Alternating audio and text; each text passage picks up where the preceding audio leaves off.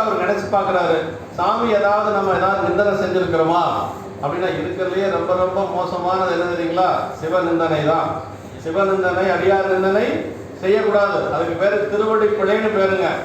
சுந்தரமூர்த்தி சாமிகள் பாடுறாரு இல்லையா, ஒற்றியூர்ல பாடுறாரு, என்ன சொல்றாரு?